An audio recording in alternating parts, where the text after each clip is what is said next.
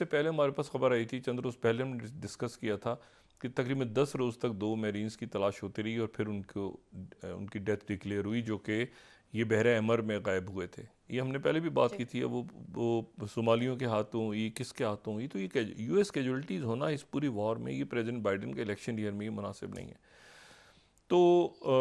और दूसरी बात जो है वो मैं आपको ये भी बताऊं यहाँ पे। अच्छा, एक तो ये हुआ, तो ये एक्सकलेशन की तरफ जाते जाते और ख़ास तौर पे उस वक्त ये मामलात ख़राबी की तरफ जा रहे हों, उस वक्त ये जाएं ख़राबी की तरफ जब आपको पता हो कि जी पेरिस में जो है वो मुज़ाकरात हो रहे हैं, और पेरिस में जो मुज़ाकरात हैं वो, मैं उसको दोबारा ये बात कह रहा हूँ कि वो कामयाबी की तरफ जा रहे हैं। ठीक है, वो कामयाबी की तरफ जा रहे हैं, और वो कामयाबी की तरफ जा रहे हैं, और उसमें जो है वो किसी भी वक्त जो है अगले 2-4 दिनों में, यानी देखिए ना, वहाँ पे CIA के मौजूद हैं, सरबराह मौजूद हैं, वहाँ शिन बेत के सरबराह मौजूद हैं, मोसाद का सरबराह वहाँ मौजूद है, वहाँ पर जो हैं वो कतर के वज़ीर आज़म और वज़ीर ख़ारजा मौजूद हैं, वहाँ इजिप्शियन जो इंटेलिजेंस चीफ़ हैं वो वहाँ पे मौजूद हैं, और यहाँ पे जितनी शख्सियात मौजूद हैं ये ऑलरेडी एक मुआहदा लिख चुके हैं, एक तहरीरी मुआहदा हो चुका है। ये मैं जहन में रखें बात, मुआहदा का एक एग्रीमेंट तैयार है, और उस मुआहदे के एग्रीमेंट के ऊपर तमाम अरब ममालिक, अमेरिका, चाइना, OIC, यूरोप, सब उस पर वो लिखा जा चुका है मुआहदा, उस पर सिग्नेचर होकर उसकी अनाउंसमेंट होनी है। और मैं ये ड्राफ्ट बड़ी मुश्किल से हुआ है, और वो ड्राफ्ट ये है कि जंगबंदी होगी, जंगबंदी के बाद, मैंने कहा एग्रीमेंट, रिटर्न एग्रीमेंट है, ऐसे नहीं है कि बातचीत हो रही है, ना ना ना, रिटर्न एग्रीमेंट है। और उसमें यह है कि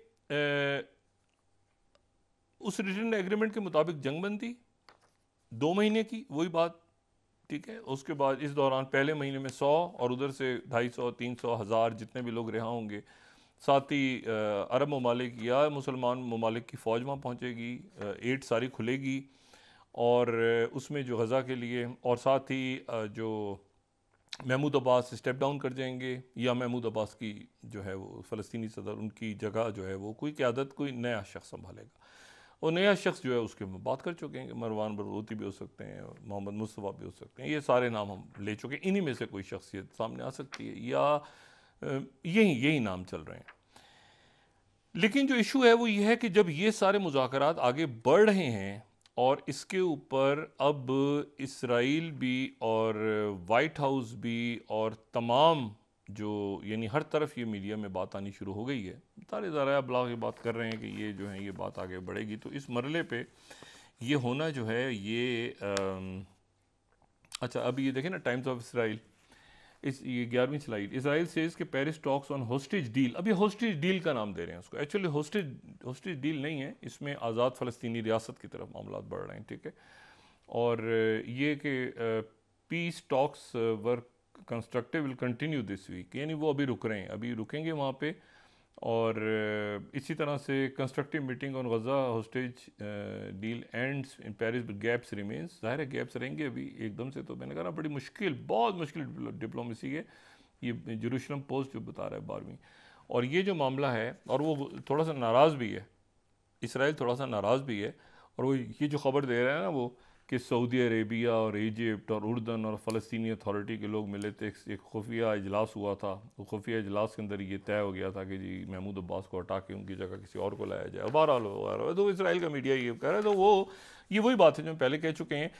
वो ये आज उनके उसमें आई कि महमूद अब्बास जो है उनका एक सेरेमोनियल सा रोल होगा, इसको न्यूयॉर्क टाइम्स से भी रिपोर्ट कर रहा है, अभी वाशिंगटन, सब दुनिया से कर रही है। अच्छा, अब इस पूरे पिक्चर में अगर देखें तो जो, और मैंने आपसे बात इसमें ये की ना कि इसमें जो इम्पोर्टेंट बात है वो ये है कि जिन मुल्कों ने रोल बड़ा इम्पोर्टेंट प्ले किया, उनके साथ नेतन्याहू ने आखिर में जाके फटा ले लिया। वो मुल्क जो कि इसराइल के साथ जिनके ताल्लुकात थे, यानी आप समझ लें कि कतर के साथ उनके नहीं है सफारती ताल्लुक, मेरा डिप्लोमेटिक मेरे ख्याल से नहीं है, या कुछ हैं शायद, ये या नहीं है मेरा ख्याल है। लेकिन ये है कि जो मुआहदे हुए हैं उनके प्रॉपर मुआहदे हैं जिन मुल्कों के साथ, उसमें तो उर्दन और मिस्र दोनों मौजूद हैं, तो दोनों के साथ उन्होंने पिछले चंद दिनों में, अगर हम नेतन्याहू का रवैया देखें तो उन्होंने कतर, मिस्र और उर्दन, तीनों के खिलाफ महाज खोलने की कोशिश की, इल्ज़ामात लगा के, बुरा भला कह के, जो और वो ताकि वो सारी डील्स ख़त्म हो जाए। लेकिन वो इतना, मैंने आपसे कहा ना, जॉर्डन ने, इजिप्ट ने, कतर ने, सऊदी अरेबिया, यूएई, सब ने इतना रिस्ट्रेन का मुजाहरा किया, टर्की ने, ईरान, पाकिस्तान ने। ये देखें ना आज जो हुआ है, आज उनकी जो आमद हुई है उनके ईरान के वज़ीर ख़ारजा की पाकिस्तान, इसको बहुत गहरी इसको नज़र से देखा गया है पूरी दुनिया में। और वो पाकिस्तान आए, उनकी वज़ीर ख़ारजा से मुलाकात हुई, फिर आर्मी चीफ से मुलाकात हुई, उनकी जनरल आसिम मुनीर साहब से मुलाकात हुई। तो इसको तमाम दुनिया का जो लोग हैं, इसको उनके इस वक्त पाकिस्तान के दौरे को बहुत इम्पोर्टेंस दे रहे हैं। अच्छा, उसकी इम्पोर्टेंस क्यों दे रहे हैं? इम्पोर्टेंस दे रहे हैं एक तो ये कि ये दोनों मुल्कों के ताल्लुकात बहाल हो गए, और दूसरी बात है कि पाकिस्तान ने भी, फिर तीसरी बात यह है कि ये जो देखें मुल्कों के इख्तलाफात हैं अपनी जगह। अगर हम कहें कि सारे अरब ममालिक के कोई इख्तलाफ नहीं है आपस में, तो ये बात अजीब सी होगी। अगर हम कहें कि जीसीसी में इख्तलाफात नहीं है, तो अजीब सी बात होगी। अगर हम कहें कि पाकिस्तान के बाकी तमाम ममालिक के साथ ओआईसी के तमाम हमारे बरादर, नहीं, हर मुल्क की अपनी पॉलिसी है। अभी अफगानिस्तान के साथ हमारा एक मसला था ना बहुत बड़ा, जो कि बड़ी हद तक हल हो गया। खबरें आना ख़त्म हो गई ना कि अफगान इतने लोग छोड़ेंगे, यहाँ से जाएंगे, और ये तो थोड़ा सा ज़रा मामला जो है वो उस पर जो है वो ज़रा बेहतरी हुई है, और वो जो तलखी थी वो ज़रा कम हुई है। मतलब वो मौजूद है अफ़गानिस्तान के सॉइल से, और ज़ाहिर है कि ये पाकिस्तान ने जो मौक़िफ़ इख्तियार किया है उसके बाद ये मामला ज़रा थोड़े से थमे हैं अभी, और अल्लाह करे कि थमे रहें। लेकिन ये कुछ बीच में ऐसी क़ुव्वतें ऐसी ज़रूर हैं जो सूरत हाल को ख़राब करना चाहेंगी इस वक्त। जैसे ये जो वाक़या हुआ दरमियान में, तो अमेरिकन इसके ऊपर पैनिक में, लेकिन थोड़ी देर पहले वाइट हाउस ने कहा कि नहीं, हम ईरान पर कोई ईरान के साथ जंग नहीं छेड़ना चाह रहे। मतलब ये है, और उसकी वजह क्या है, उसकी वजूहात और भी हैं बहुत सारी। देखिए, अगर वक्त है तो मैं इसके इस पर बात कर लेता हूँ। ये जो मीटिंग हुई है ना national security adviser Jack Sullivan की, और उनकी जो मीटिंग हुई है वांग यी के साथ, अब ये जो मीटिंग हुई है, जो 12 घंटे की मीटिंग है, 12 घंटे की मीटिंग जो 2 दिन जारी रही है बैंकॉक में। इसके बाद जो पहली बात तो नेशनल सिक्योरिटी एडवाइज़र की वज़ीर ख़ारजा से मुलाकात बनती नहीं है वैसे, लेकिन जैक सलिवन चूँकि मास्टर हैं, उनके जिस तरह की टोपी रख दें सर पे, वो सिक्योरिटी में भी घुसे होते हैं उधर, भाई उनकी बनती है, सेक्रेटरी ब्लिंकन से बनती है, लेकिन जैक सलिवन साहब को शौक है। लेकिन जैक सलिवन साहब की मीटिंग अच्छी नहीं रही। उसकी वजह यह है कि दोनों का, मैं अगर ये वाइट हाउस का एलामिया देखूं, जो कि बैकग्राउंड प्रेस कॉल जो है जैक सलिवन की, तो ये तो बड़ी गुडी गुडी है। वाइट हाउस का जो एलामिया है ये तो बहुत अच्छा है, बहुत अच्छा है। इसको देख के तो लग रहा है कि बहुत ही अच्छी गुफ्तगू हुई है, सारी बहुत अच्छी बातचीत हुई है, ये दोस्ती, अच्छा आगे चलेंगे, ये होगा वो होगा सारा। इसमें एक लफ्ज़ नहीं है, एक नाम इस प्रेस ब्रीफिंग में नहीं है, एक लफ्ज़ ताइवान। जो जैक सलिवन का जो प्रेस ब्रीफिंग है उसमें ताइवान लफ्ज़ नहीं है, लेकिन जो चाइना की तरफ से उनकी स्टेटमेंट है, अगर हम उसको दिखा सकें, तो जो चाइना की तरफ से है उसमें तो ये लिखा हुआ है, जो उनके फॉरेन ऑफिस की है, वो लिखा हुआ है कि वांग यी जो है उन्होंने स्ट्रेस किया कि Taiwan question is China's internal affair. ये जैक सलिवन में कहा कि उसमें कहाँ लिखा हुआ है, उसमें तो नहीं है। तो ये इन्होंने कहा है कि जी ये जो कल मैंने बात हमने जाते थे की थी, ये स्टेटमेंट की शक्ल में सामने है। वो कह रहे हैं कि जी इन्होंने क्लैरिटी के साथ कहा कि चाइना का इंटरनल अफेयर है, और इलेक्शन जो है ताइवान का, वो ये कोई बेसिक फैक्ट को ख़त्म नहीं करेगा कि Taiwan is a part of China. ये बात की है वांग यी ने जैक सलिवन से। अब जैक सलिवन इसकी ना तरदीद, ना हाँ ना कुछ, ना वो खामोश है, वो कह रहे हैं गुडी गुडी सारा। अब फिर इसको अगर हम आगे देखें, इसको इसी प्रेस स्टेटमेंट को थोड़ा सा आगे देखें, तो वही कह रहे हैं कि Taiwan independence poses the biggest risk to cross state peace and stability and the biggest challenge to China-US relations. US side must abide by one China principle and 3 China-US joint communiques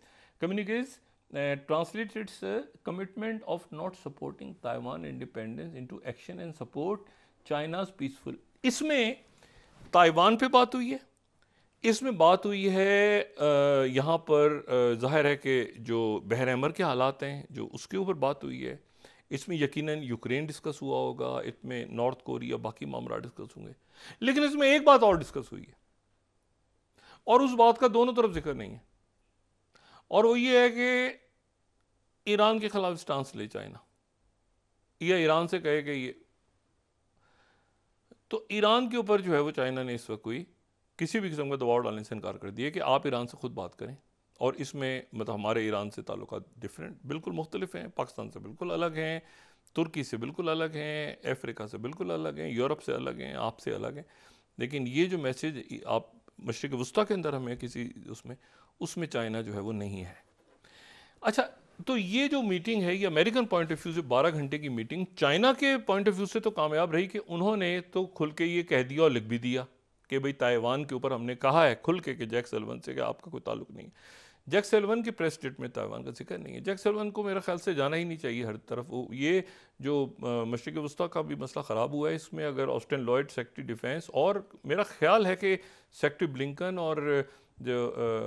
बाकी जो शख्सियात involve हैं, नुमाइंदा खसूसी जैसे उनके भी आए हैं, मैकर्ग और बाकी जो शख्सियात जो समझते हैं मामलात को, ये लोग अगर ज़्यादा पहले इन्वॉल्व होते तो ये जो वहाँ पे जो हॉक्स बैठे हैं उनके हाथ में ना देते ये मशरिक़ वस्ता का मामला, तो ये मामला मगरबी एशिया का मामला, तो ये मामला पहले हल हो चुका होता, 27,000 के करीब जो हैं वो लोग शहीद ना हुए होते। तो ये जो सारी सिचुएशन है ना,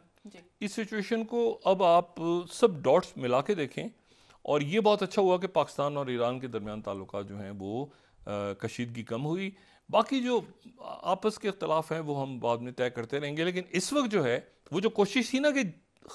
ख़राब हो जाए मामला, डिस्टेबलाइजेशन हो जाए, और पाकिस्तान का जो मौक़िफ़ खुल के गया हुआ है इस वक्त आज़ाद फ़लस्तीनी रियासत के लिए, और पाकिस्तान तो दुनिया के बहुत बड़े,